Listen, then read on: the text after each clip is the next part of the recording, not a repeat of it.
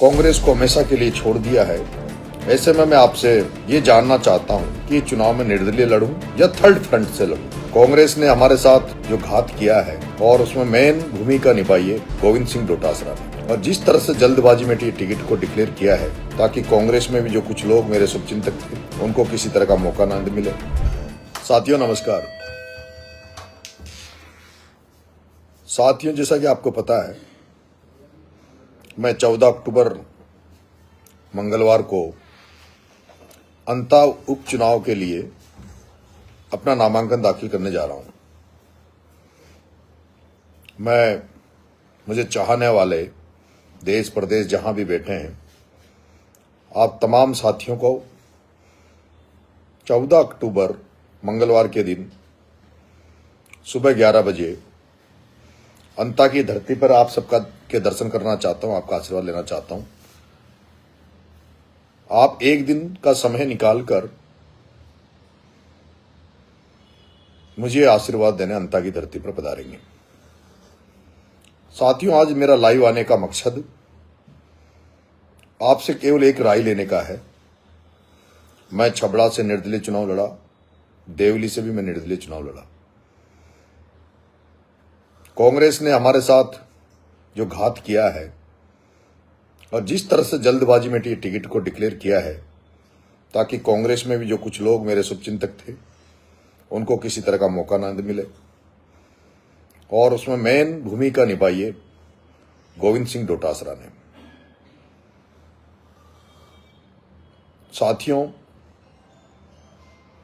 मैं केवल आपसे एक राय जानना आपकी चाह रहा हूं कि चुनाव हम लड़ रहे हैं, पर चुनाव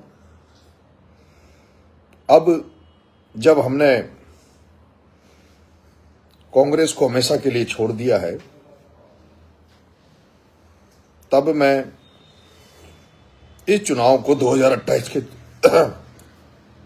के मद्देनजर 2028 के आम चुनाव के को नजर में रखते हुए ये चुनाव लड़ूंगा। ऐसे में मैं आपसे ये जानना चाहता हूं कि चुनाव में निर्दलीय लड़ूं या थर्ड फ्रंट से लड़ूं, क्योंकि राजस्थान में तीसरे मोर्चे की सख्त जरूरत है।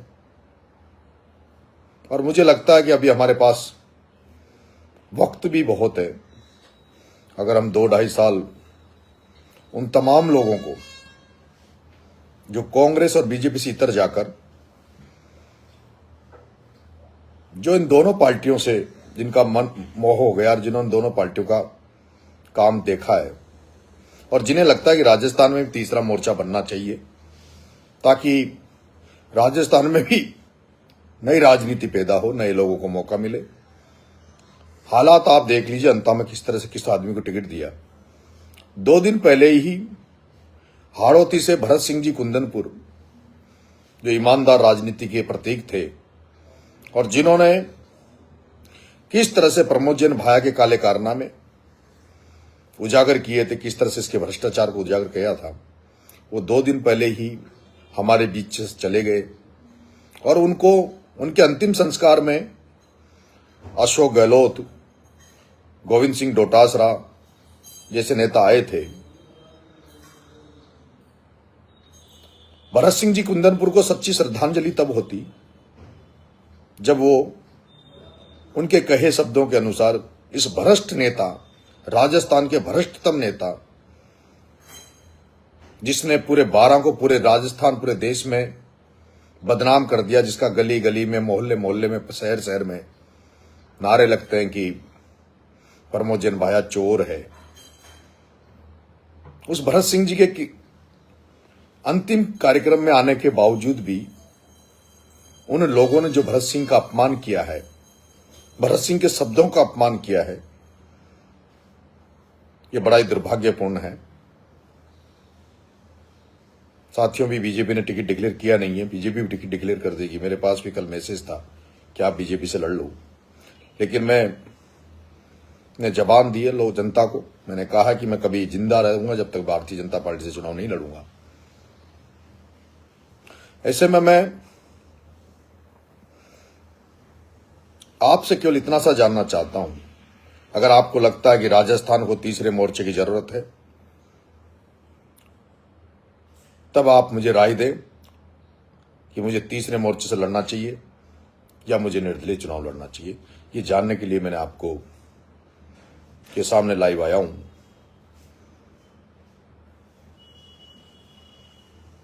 मैं यहां कल अंता में था दिन भर, सारे बड़े लोग, बुद्धिजीवी लोग बहुत बड़ी संख्या में मुझे समर्थन दे रहे हैं। हर तबका, हर वर्ग मिलकर मुझे साथ दे रहा है। लेकिन जब थर्ड फ्रंट में मैं चुनाव लड़ूंगा, तब मुझे किसी न किसी दल से गठबंधन करना पड़ेगा, उसका सिंबल लेना पड़ेगा, और उसको लेकर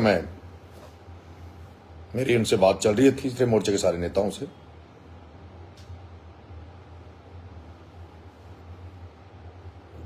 आप कमेंट बॉक्स में भी मुझे लिखकर भेज दें कि मुझे, क्योंकि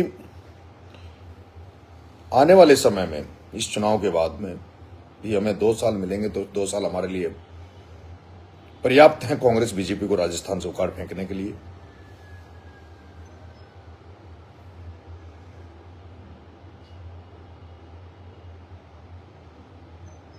एक साथी लिख रहे हैं भ्रष्टाचार का मुद्दा। भ्रष्टाचार का मुद्दा ही यहां सबसे बड़ा है, नशा का मुद्दा है।